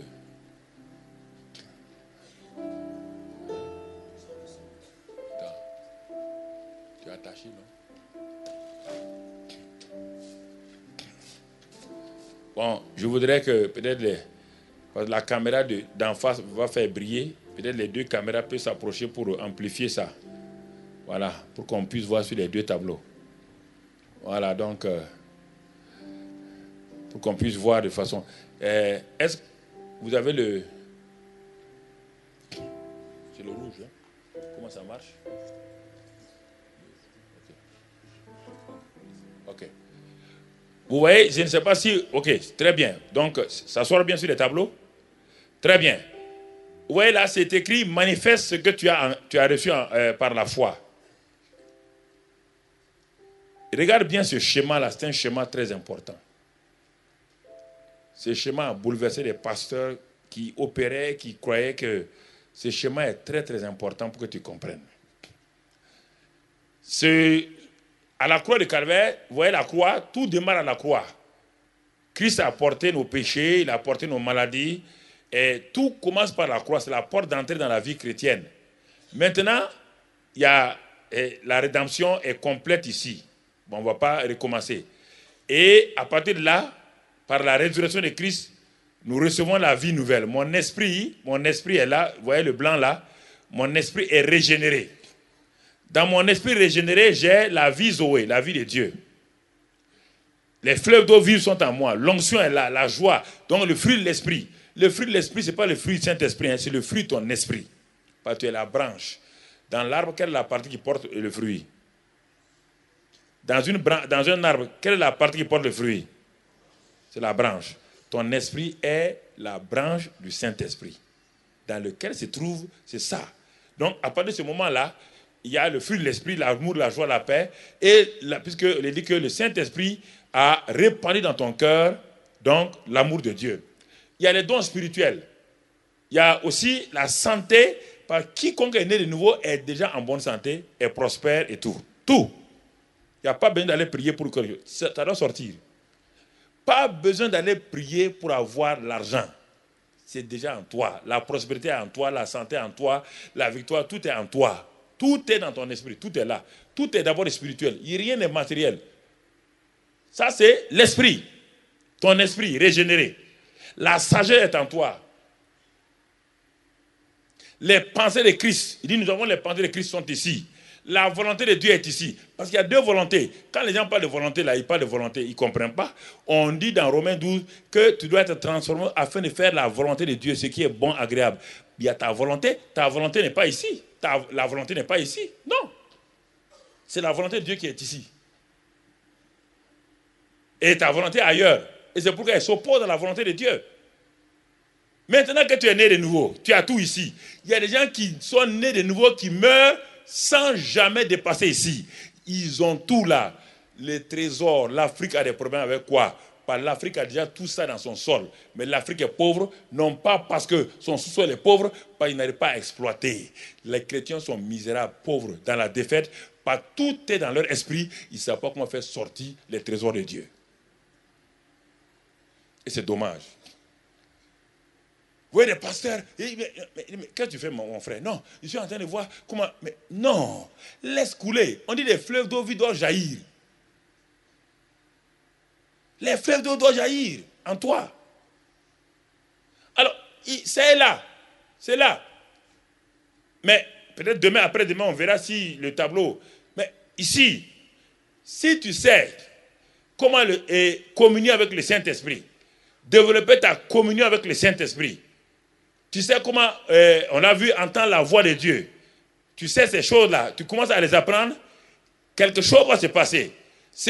tout ce qui est ici, là, va commencer à faire quoi? À sortir. Regarde bien, tu vois, ça sort d'ici, de ton esprit, ça va aller vers ton âme, ça va aller vers ton corps pour se manifester au dehors.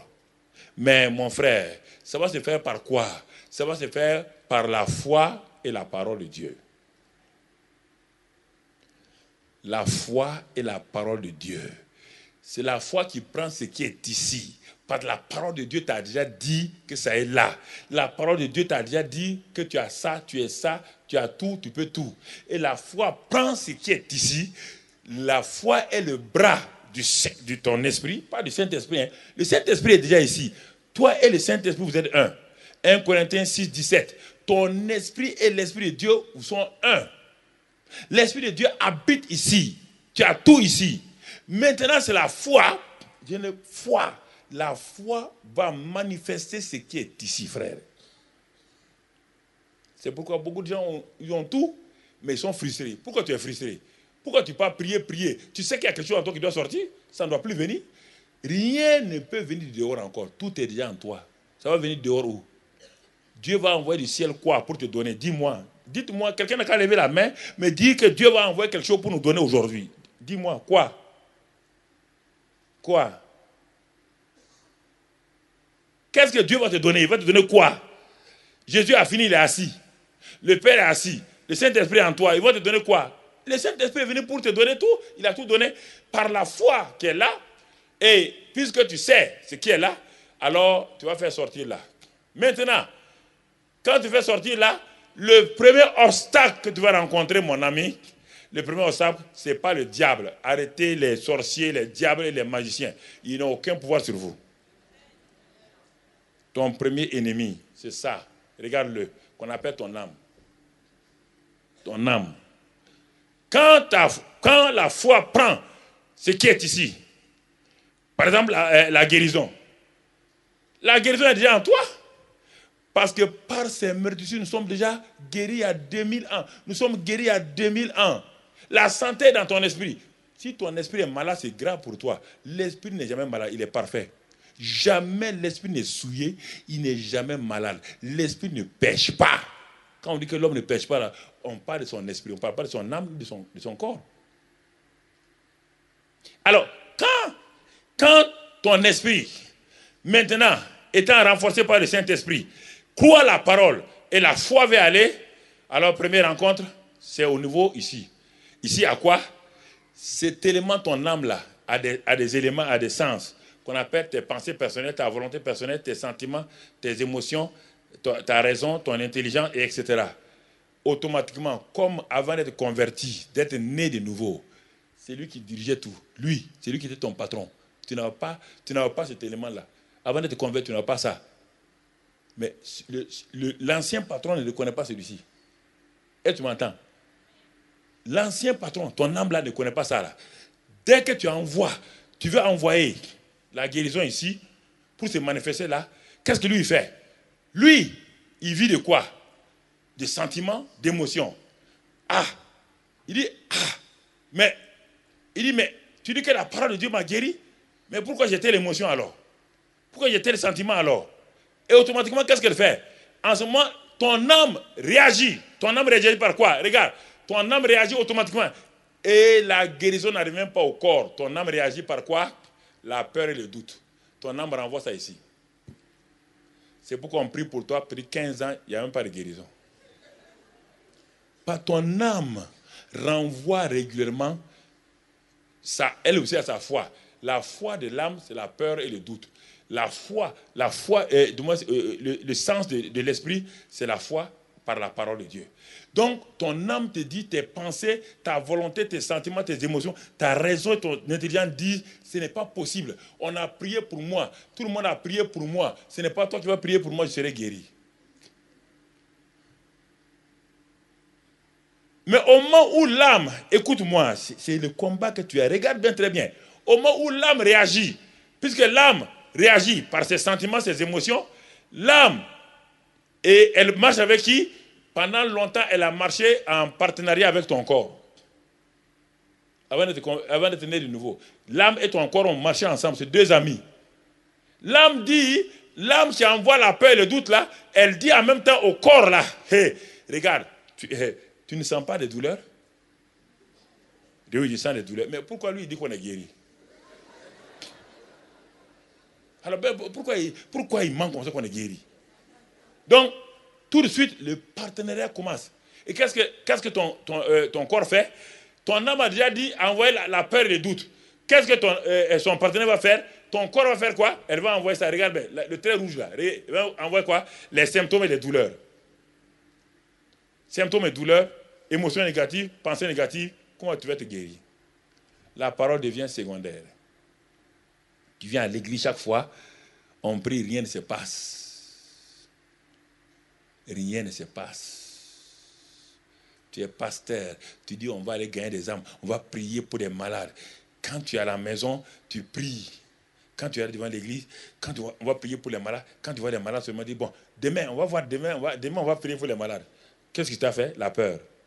Tes 5 sens, tes yeux et tes oreilles ont montré que ce malade peut être guéri par toi. Et tu reportes à demain. C'est pourquoi le surnaturel est pris en otage en permanence. Ça ne sort pas. Ça ne sort pas. La prospérité, même chose. On dit oui, les gens viennent dire, bon, frère, il y a telle personne qui a eu tant de prospérité, il a donné 15 000 francs, il a eu tant de choses. Non, ce n'est pas ça qui amène la prospérité. La prospérité est déjà en toi. Ce n'est pas ça qui amène, mon ami. Ce n'est pas ça qui amène. La prospérité est déjà en toi. Même sans quelqu'un te dise 15 millions, la prospérité est déjà en toi. Mais chaque fois que le pasteur dit, on va faire telle chose là, tu raisonnes comme Ananias et Saphira. Tu dis, ah, c'est trop, c'est ça, tu calcules. Et qu'est-ce que ça fait? Et en ce moment-là, quand tu envoies la parole là, ton âme est déjà prise en otage. Ton âme te dit, ce n'est pas possible. Elle envoie la peur et le doute. Et avec ça, régulièrement, tu es en train de tourner sur toi-même. Si je te montre, il y a d'autres tableaux que je vais te montrer, comment dans le jardin d'Éden, comment les 4 fleuves, à quoi représentent les 4 fleuves? Les 4 fleuves du jardin d'Éden. Le jardin d'Éden, ce n'est pas un lieu géographique seulement, c'est plus que ça. Le jardin d'Éden, ça correspond en même temps à Ézéchiel 47, où on parle du fleuve. Quand tu regardes textuellement, le Saint-Esprit va te donner les quatre fleuves, Pichon, l'Euphrate et autres là, correspondent non pas à des lieux géographiques seulement, mon frère. C'est plus que ça. Le jardin d'Éden, c'est le jardin de la clôture de la présence de Dieu. C'est là où Dieu voulait se mouvoir. C'est là où Dieu voulait, puisque Adam et Ève étaient dans le jardin d'Éden. Et la terre n'était pas encore conquise. Écoute-moi, la terre n'était pas conquise. Le jardin d'Éden, c'est le lieu de la présence de Dieu où il commençait leur règne. Et de ce lieu-là maintenant, Adam et Ève devaient amener la domination, devaient amener la fécondité sur le reste de la terre. Ils n'ont même pas pu le faire. Ils n'ont même pas pu poser un pas que l'ennemi est venu leur voler. Donc, automatiquement, la présence de Dieu étant partie, le jardin était fermé à l'accès d'Adam et Ève. Et tu comprends? Quand tu comprends ça, et tu vas de l'autre côté là, il y a quelque chose qui se passe en toi. Il y a un phénomène extraordinaire qui commence à te montrer que ce que tu es, c'est plus que ce que tu penses jusqu'à présent. Ce que je vous ai dit là, ici, c'est toute une série. C'est une série que j'ai nommée « Connais-toi toi-même ». C'est une série depuis 2 mois, 3 mois que j'ai enseigné « Connais-toi toi-même ». Et qui a bloqué beaucoup de gens, mais qui a débloqué aussi beaucoup de gens. Ça leur a permis de comprendre. Tu as déjà tout, tu n'as pas besoin de demander quelque chose. Tout est en toi. Lis Colossiens 1, verset 9, verset 10. Lis-le. Vous avez tout pleinement en Christ. Rien ne vous manque. Rien ne vous manque. Mais maintenant, pour passer de là à là, voilà le problème. Là et là. Et au fur et à mesure, ça j'ai mis des cercles qui sont excentriques. Mais si vous mettez les cercles concentriques, vous allez comprendre. C'est-à-dire que ça, c'est l'élément le plus intérieur du cercle. Et l'élément qui enveloppe ça, c'est ça. Et ça, c'est l'extérieur. C'est pourquoi l'ouïe, l'odorat, le toucher, le goûter, la vue, ces 5 sens-là nous créent beaucoup de problèmes. Parce qu'ils sont en relation avec l'âme. l'esprit ne peut pas toucher mon corps directement, impossible. Le Saint-Esprit n'est pas dans mon âme ni dans mon corps. Le Saint-Esprit habite ici, et comme il est ici, il a la vie Zoé, il amène la vie Zoé, il a amené l'onction, il a amené ça. Et maintenant, par la foi et la parole de Dieu combinée, mon âme commence à être transformée, ce qu'on appelle métamorphosée. La parole qui sort, la parole de Dieu qui sort ici, n'est plus la parole logos. C'est la parole esprit et vie. Quand la parole esprit et vie qui est ici sort, elle devient un réma. Parce que les gens disent qu'il y a deux paroles. Non, il n'y a pas le logos et le réma seulement. Il y a la parole esprit et vie. La parole esprit et vie n'est pas le réma. Le réma, c'est une parole qui est donnée à un moment donné et qui opère. C'est différent. Donc, j'ai le logos à travers la parole de Dieu, la Bible. J'ai le logos. Quand je lis la Bible, j'ai l'information, j'ai tout ce que Dieu me donne. Je lis la Bible, j'ai le logos. Et le Saint-Esprit qui est en moi prends ce logos-là, par ses meurtrissures, je suis guéri. Je crois ça, j'ai lu, et je continue à être malade. Et maintenant, qu'est-ce que fait? Maintenant, comme j'ai ici le Saint-Esprit et la parole de Dieu vivante et efficace, tranchante, en ce moment-là, les paroles qui sont ici deviennent des paroles esprit et vie. Pourquoi? Elles sont manifestées par la vie et par le Saint-Esprit ici. Et quand j'ai ça, maintenant, le Saint-Esprit qui a ses paroles esprit et vie, me donne une parole réma. Et la parole réma sort. C'est elle qui sort. Et quand elle sort maintenant, elle va là. Elle va ici. Et quand elle va là, quand mon âme a été éduquée, quand mon âme a été métamorphosée, mon âme a été métamorphosée, parce que j'ai envoyé le logos régulièrement dans mon âme. J'ai envoyé ensuite les paroles esprit et vie. Dès que le réma sort, étant donné que mon âme est habituée au logos, et la parole esprit et vie qui part là, le réma qui va vers mon âme là, n'a plus d'obstacle, mon ami. Mon âme accepte cela et ça se manifeste dans mon corps. La guérison vient ici instantanément. La guérison vient ici. La guérison vient là. Regarde chaque fois, pourquoi tu recules? Pourquoi tu vas en arrière? Pourquoi régulièrement tu crois, mais pourquoi ça ne va pas? Tu crois à la guérison. Tu crois à la guérison, tu crois à la prospérité. Si on te dit que tu ne crois pas, tu seras fâché. Mais pourquoi ça n'opère pas? Tu es ici, ça n'a pas été transformé. Tu n'as pas maîtrisé ça. Voilà ton problème, c'est ça. Ça n'a pas été maîtrisé. Alors que depuis longtemps, on vous enseigne ça. On vous a parlé, les pensées, la puissance de la pensée. On vous a tout enseigné. C'est ça. On voulait vous dire que si vous arrivez, ça là, il n'y a pas de problème. Ici, là, tout est parfait, tout est net. Il n'y a rien à changer ici. Voici tout le premier là. Tout est là. Quand vous faites ça là, tout le reste est facile. Ça se manifeste au dehors. Les miracles se manifestent, la prospérité se manifeste, la victoire se manifeste. Devant les tentations, ça se manifeste. Parce que ton âme, c'est ça qui te crée les problèmes. C'est pourquoi David disait, mon âme, et attention, bénis l'Éternel. Tu me crées trop de problèmes. Tu me crées trop de problèmes, mon âme. Bénis le Seigneur. Soumets-toi. Lui, il n'a pas ça. Mais malgré ça, David savait qu'il y avait quelque chose qui venait. Il soumettait son âme.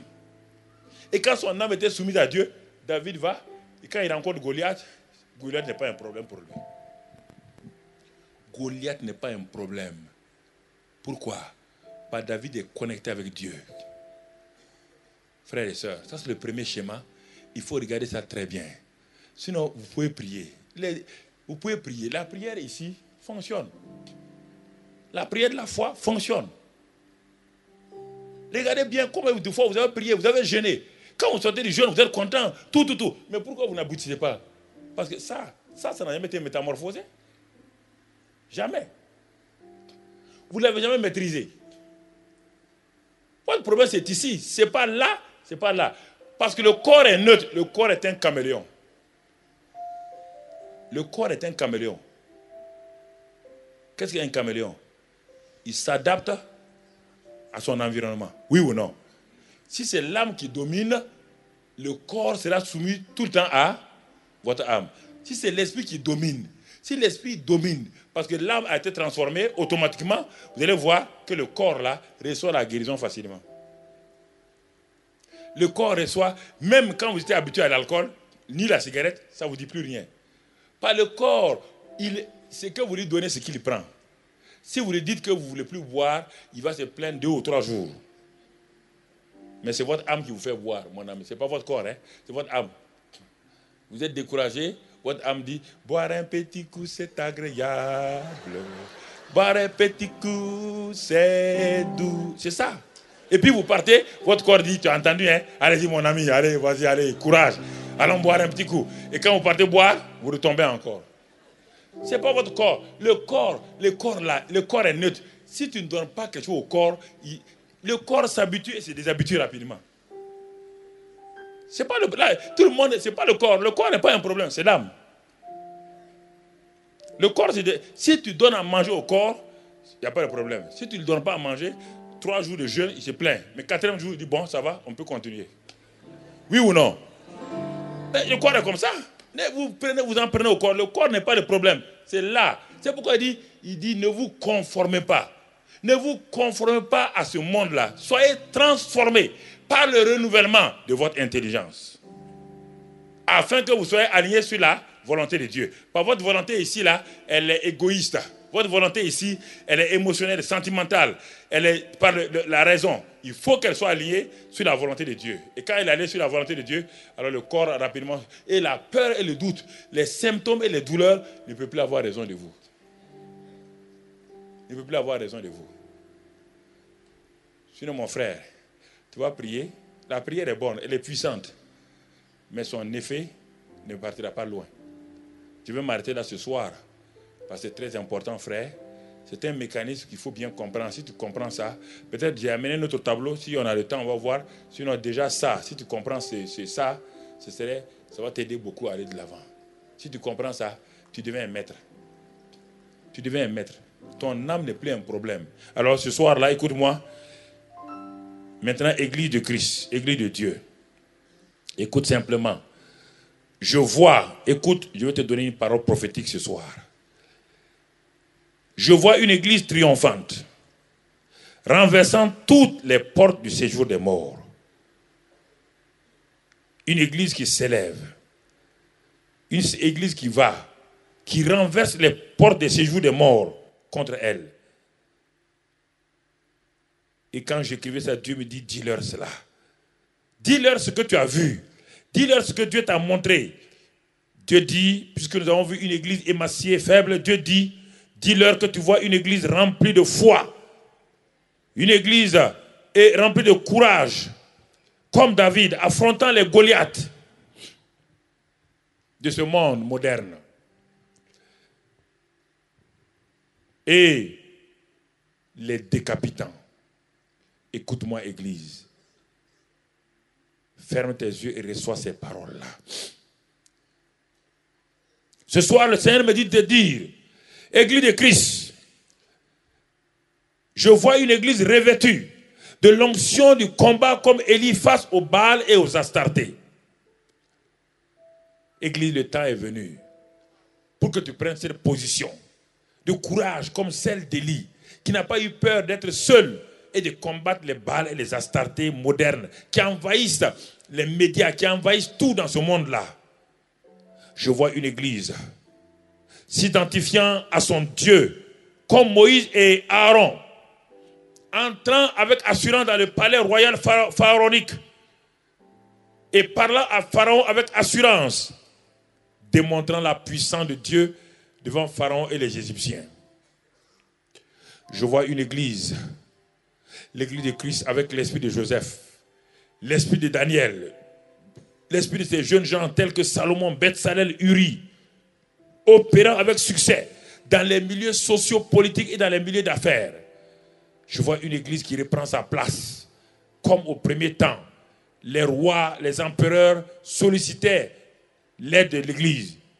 Je vois cette église-là qui reprend sa place. Je vois une église, l'église de Christ, comme Esther, Déborah, comme Ruth, des femmes de foi, de prière, d'impact, bouleversant tous les plans diaboliques suscités contre le peuple. Je vois l'Église, cette armée triomphante, cette armée de Christ envahissant les nations, les grandes métropoles. Je vois cette Église allant dans les cités, dans les quartiers, avec l'évangile de puissance, de délivrance, de guérison et de miracles. Je vois l'Église qui s'habille, qui est revêtue maintenant. Les haillons sont enlevés. Tout ce qui faisait leur nudité, tout ce qui faisait leur souillure, tout ce qui faisait leur faiblesse. Je vois cette Église qui est nettoyée par le sang de Christ, qui est lavée. Écoute-moi, Dieu m'a dit d'écrire cela pour toi, je l'ai écrit.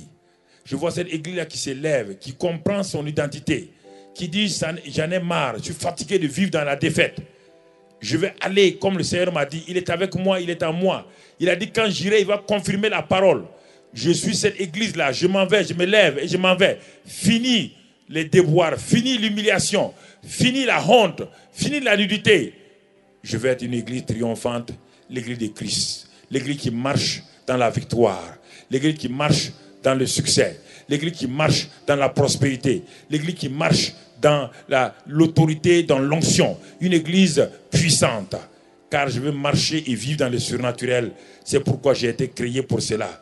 Mon Dieu est un Dieu du surnaturel.